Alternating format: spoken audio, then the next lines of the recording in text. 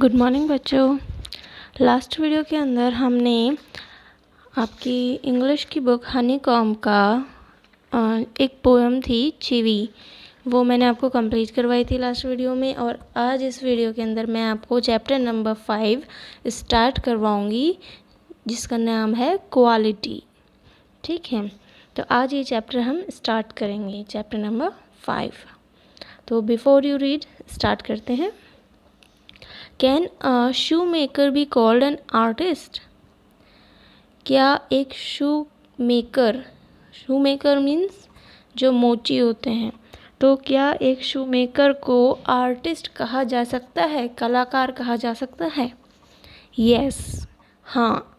If he has the same skill and pride in his trade as any other artist and the same respect for it too, उसे तभी artist कहा जा सकता है जब अगर उसके पास अपने काम के लिए वही सेम स्किल हो, वही खूबी हो और प्राइड हो, गर्व हो अपने काम पर, जैसे कि दूसरे आर्टिस्ट को होता है, बिल्कुल वैसे ही। और वो अपने काम को रिस्पेक्ट देता हो, तो ही एक शू मेकर आर्टिस्ट कहला सकता है।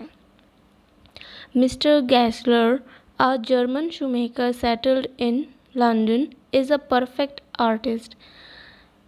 एक आदमी है मिस्टर गैसलर। ये एक जर्मन शू मेकर हैं जो कि कहाँ रहते हैं? लंदन में रहते हैं। और वो एक परफेक्ट आर्टिस्ट हैं, एक बढ़िया कलाकार हैं। Read this story to see how he devotes his life to his art. तो इस स्टोरी के अंदर आपको क्या पता, आप क्या पढ़ेंगे और आप क्या देखेंगे कि कैसे उन्होंने, मिस्टर गैसलर ने अपनी ज़िंदगी को अपनी आर्ट के लिए डिवोट कर दिया, बिल्कुल समर्पित कर दिया, सिर्फ अपनी आर्ट में ही। ठीक है, तो अब हम स्टार्ट करते हैं चैप्टर नंबर 5 क्वालिटी। ये अपना बिफोर यू रीड था। अब मैं पढ़वाऊँगी आपको चैप्टर। ठीक है। I knew him from the days of my extreme youth because he made my father's boots. तो ये जो चैप्टर है, मैं आपको बता दूं कि ये जो चैप्टर लिखा है वो लिखा है जॉन गैल्सवर्दी ने। ठीक है, जो इसके राइटर हैं या ऑथर हैं। तो राइटर क्या बोलते हैं कि I know him from the days of my extreme youth, कि मेरे बचपन के दिनों से मैं उसे जानता हूँ बिकॉज उसने मेरे फादर के बूट्स बनाए थे। किसने? मिस्टर गैसलर ने। ही lived with his Elder brother in his shop. और मिस्टर जो गैसलर थे वो अपने बड़े भाई एल्डर ब्रदर के साथ उस अपनी शॉप में रहते थे, which was in a small by street in a fashionable part of London, जो कि लंदन के फैशनेबल पार्ट, एक छोटी सी गली में, एक स्मॉल बाई स्ट्रीट यानी छोटी सी गली, पतली सी गली होती है, उसके अंदर रहते थे। The shop had a certain quiet distinction. तो डिस्टिंक्शन यानी होता है एक अलग पहचान या डिफरेंट।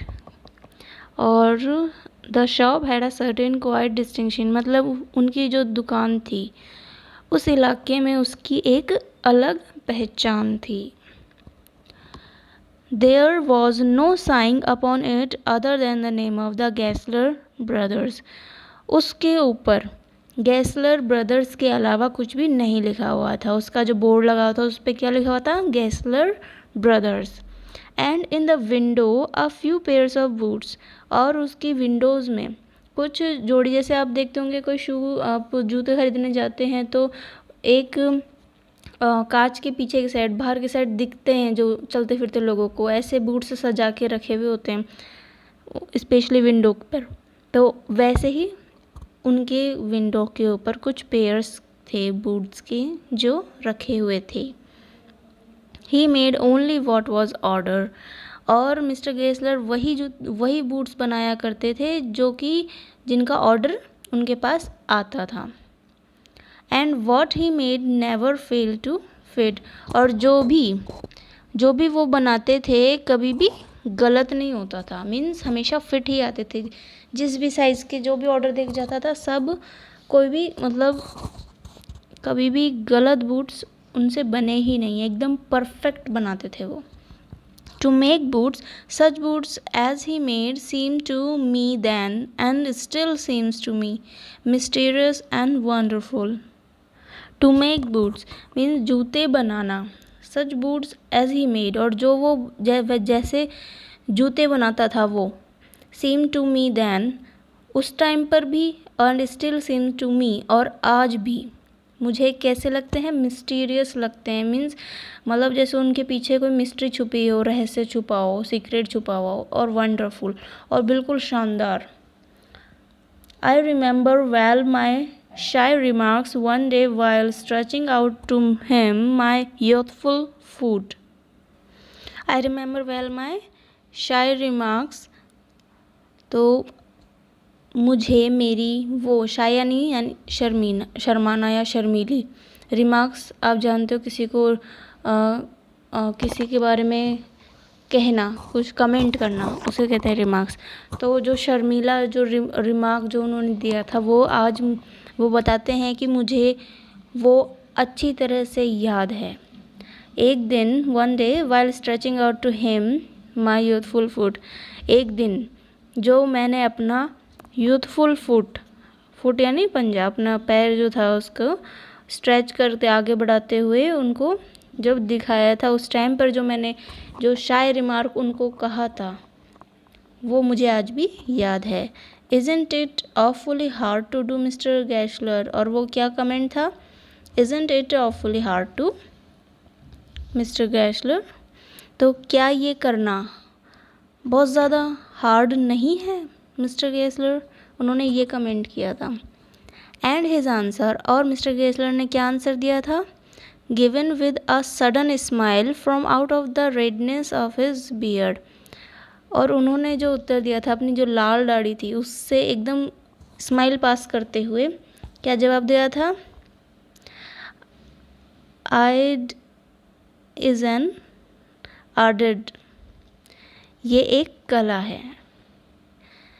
तो ये जो है ये जर्मन की लैंग्वेज में है।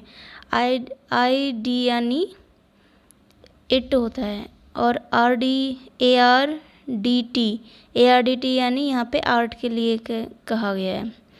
तो एड इज़ एन आर्ट, तो इसका मतलब होता है कि ये एक आर्ट है, इट इज़ एन आर्ट, ठीक है।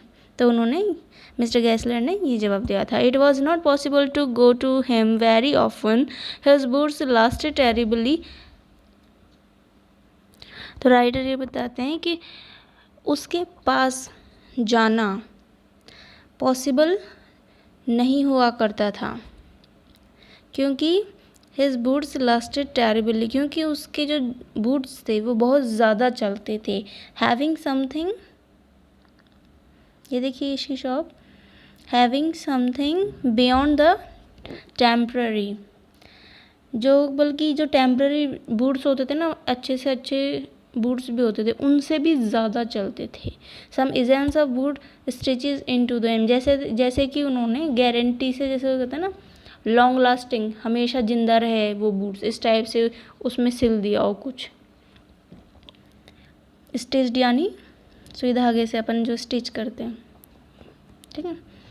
One went in, not as into most shops, but restfully as one enters a church, and sitting on the single wooden chair, waited. One went in मतलब कोई भी आदमी दूसरी जो mostly जो shops होती थी उनकी तरह वहाँ नहीं जाता था, बट लेकिन रेस्टफुली बड़े आराम से, जैसे कि as one enters a church, जैसे कि कोई चर्च में एंटर करता है, चर्च में जाता है, और एक सिंगल वुडन चेयर पे, एक लकड़ी की कुर्सी पर बैठकर वेट करता है। a guttural sound and the tip-tap of his slippers beating the narrow wooden stairs, and he would stand before one without coat, a little band in leather apron with sleeves turned back, blinking as if awakened from some dream of boots. Guttural sound means होता है कोई गड़गड़ाहट की आवाज़। तो एक जैसे ही अपन जैसे भी उसमें बताया है कि उसकी शॉप में जाके एक चर्च में जैसे बैठ जाते हैं ना लकड़ी की उस पर कुर्सी पे, वैसे ही बैठ जाते हैं और फिर उस वहाँ पे एक साउंड ग्यूटोरियल साउंड सुनाई देता है, एक गड़गड़ाहट की आवाज़ होती है। और जो एक लकड़ी की सीढ़ियों से जब वो उतरते समय अपनी जो स्लीपर्स हैं उसकी जो टिप टिप की आवाज़ होती है वो सुनाई देती है। और he would stand before one of the coat, और वो बिना कोट के अपने सामने खड़ा हो जाता है और थोड़ा झुका हुआ बेंट यानी अ लिटिल बेंट यानी थोड़ा झुका हुआ, इन लेदर एप्रन चमड़े के एप्रन में, लेदर यानी चमड़ा, तो चमड़े के एप्रन में विद स्लीव्स टर्न बैक, और जो उसकी जो स्लीव्स हैं बाजुएं हैं वो ऊपर मुड़ी हुई मतलब फोल्ड हुई हुई, और ब्लिंकिंग पलकें झपकाते हुए, जैसे कि मानो अपने जूतों के सपने से जागा हो, जैसे ड्रीम ऑफ बूट्स यानी अपने उसने कोई जैसे बूट्स का कोई सपना देख रहा हो, जैसे वहाँ से जागकर आया हो, ऐसा लगता था क्योंकि वो उसी शॉप में रहा भी करते थे। और आप जानते हैं कि बाहर की साइड लोग ना गाँव ये एप्रन पहनना पसंद करते हैं, तो वही बताए हैं उसी तरीके से। तो आगे देखिए, and I would say how do you do Mister Gessler, could you make me a pair of Russian leather boots. और फिर उन्होंने कहा कि आई वुड से उन्होंने वो हमेशा वो जब भी जाते थे, ये बता रहे हैं राइटर कि जब भी मैं जाता था तब मैंने हमेशा उनसे पूछता था, क्या कहता था कि आप कैसे हैं मिस्टर गैसलर, क्या आप मेरे लिए रशियन लेदर बूट्स के पेयर मतलब एक जोड़ी रशियन लेदर बूट्स बना सकते हैं। Without a word he would leave me retiring whence he came, बिना कुछ कहे या बिना किसी शब्द के बोले वो मुझे छोड़कर वहाँ से चला जाता था। और into the other portion of shop, और शॉप के और जहाँ से वो आया था या दुकान के जो दूसरे हिस्से में, and I would continue to rest in the wooden chair inhaling the incense of his trade, और मैं उस लकड़ी की कुर्सी पर बैठकर उसकी जो बिजनेस है उसका जो ट्रेड है उसकी इंसेंस यानी महक, खुशबू, इंसेंस यानी खुशबू, तो खुशबू लेता रहता था। वहाँ पे जूतों की खुशबू आती रहती थी ना, जैसे चमड़े की आती है, किसी में कैसे आती है, तो उस तरीके से वहाँ पे बूट्स की खुशबू वहाँ लेकर वहाँ पे आराम करता रहता, रेस्ट करता रहता उस कुर्सी पे बैठ के। सून ही वुड कम बैक, और फिर वो जल्दी ही जैसे वापस आ जाता था, holding in his hand a piece of gold brown leather, अपने हाथ में क्या लेकर आता था, gold, a piece of gold brown leather लेकर आता था, उसका एक पीस लेके आता था अपने हाथ में। With eyes fixed on it he would remark, अपनी आंखें उसके ऊपर जमा कर, मतलब सिर्फ उसी को देखकर, उस पीस को देखकर वो कहता है कि व्हाट अ ब्यूटीफुल पीस, कितना सुंदर टुकड़ा है ये।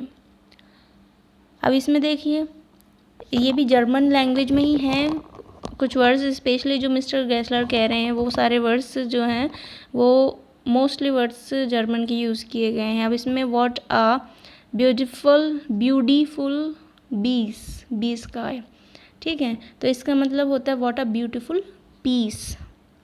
इसमें स्पेलिंग डिफरेंट है क्योंकि जर्मन के अंदर इंग्लिश की जो स्पेलिंग्स होती हैं, अल्फ़ाबेट्स तो सेम होते हैं लेकिन उनकी स्पेलिंग्स थोड़ी सी डिफरेंट होती हैं, ठीक है। तो देखो कितना सुंदर पीस है, ऐसा वो बोलते हैं। When I too had admired it, और जब मैं भी उसकी तारीफ़ करता था, एडमायर मीन्स तारीफ़ करना, तो जब मैं उसकी तारीफ़ करता था उस पीस की, ही वुड स्पीक अगेन, तो वो दोबारा बोलता था। when do you want them means आपको कब चाहिए।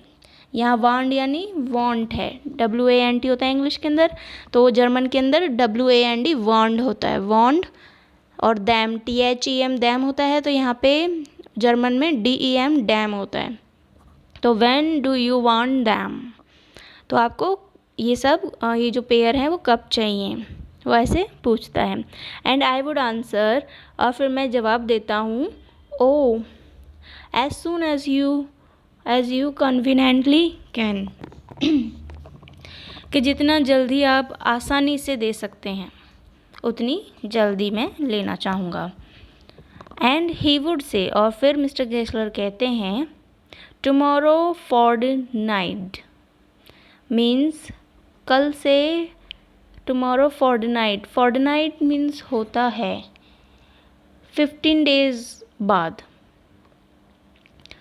ठीक है। फॉरडनाइट जो होता है उसका मतलब होता है कि 15 डेज बाद में, तो कल से, टुमारो से लेकर 15 डेज बाद आप ले जा सकते हो, ऐसे मिस्टर गेस्लर बोलता है।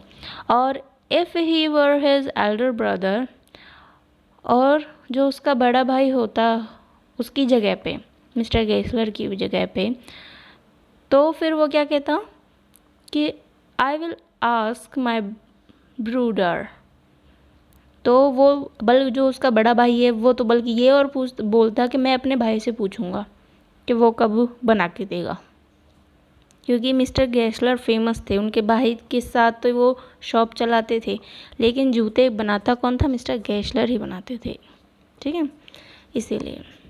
अब ब्रूडर, यहाँ पे ब्रदर को ब्रूडर कहते हैं, ठीक है। देखिए इसमें आपको जर्मन भी सीखने को मिल रही है, ठीक है। Then I would murmur, murmur means होता है कि फुसफुसाना, मतलब धीरे धीरे आवाज़ में चुपचाप से बोलना, तो then I would murmur thank you good morning Mister Gessler, तो फिर तब मैं बोलता हूँ thank you good morning Mister Gessler, ठीक है।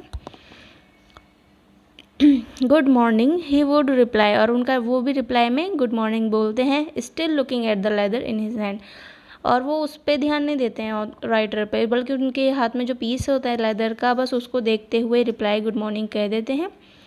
And as I move to the door, और जैसे ही मैं दरवाजे की तरफ जाता हूँ, I would hear the tip tap of his slippers going up the stairs, तो मुझे उनकी स्लीपर्स की यानी चप्पलों की जो टिप टैप होती है, लकड़ी की सीढ़ियाँ होती है ना, स्टेयर्स की तरफ ऊपर जाते हुए सुनाई देती हैं, कि वो अब ऊपर चढ़ रहे हैं वो सीढ़ियाँ।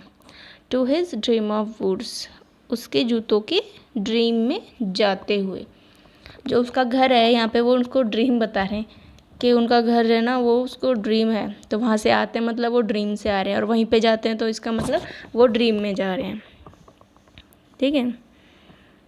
ये शॉप है और यहाँ से देखिए सीढ़ियाँ जा रही है, यहाँ से जाकर सेकंड फ्लोर पे उनका घर था, और नीचे की साइड इन्होंने शॉप खोल रखी थी, ठीक है।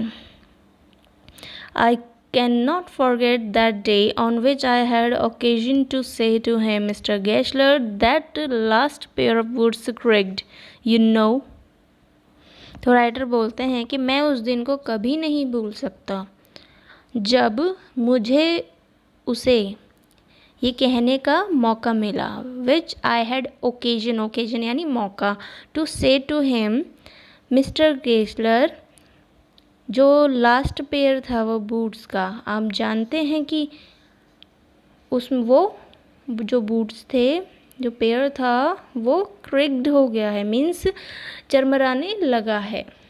He looked at me for a time without replying, वो कुछ देर के लिए तो मुझे ऐसे देखने लगे बिना रिप्लाई करे, as if expecting me to withdraw or quality the statement, then said, Ed shouldn't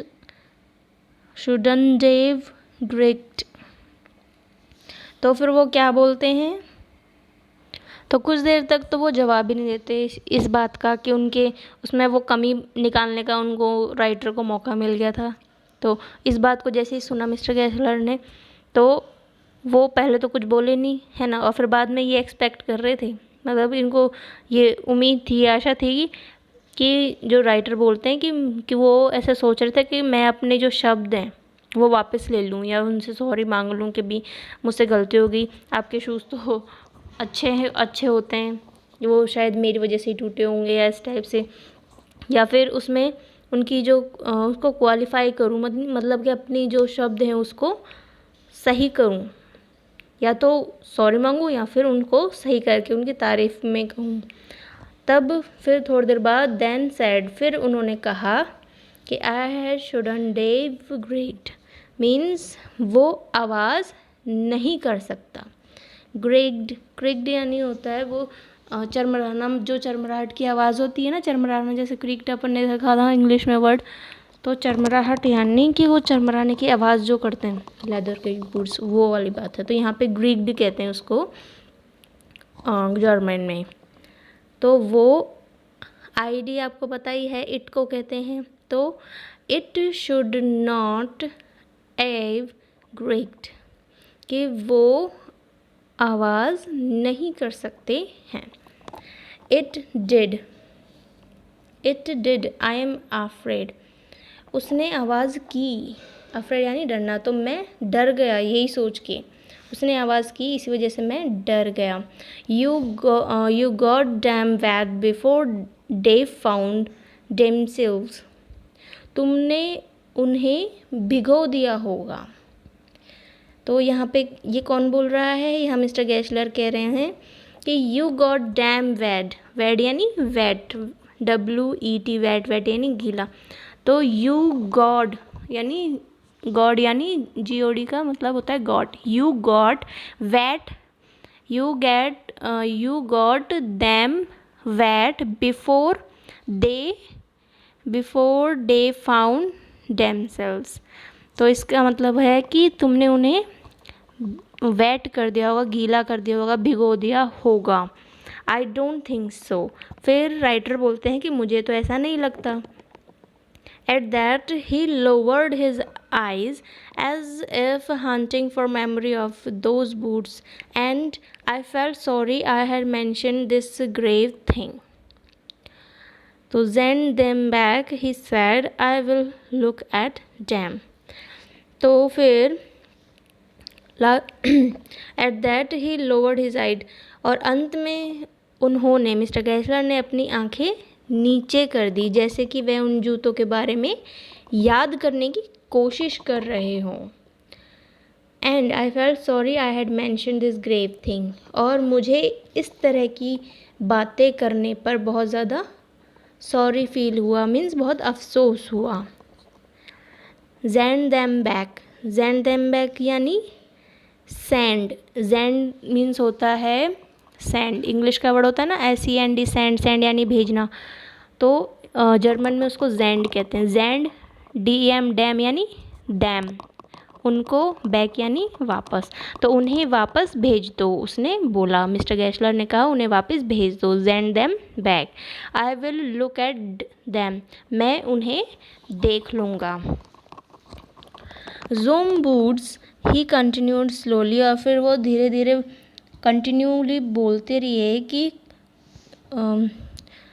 जम बूट्स यानी सम, SOME सम।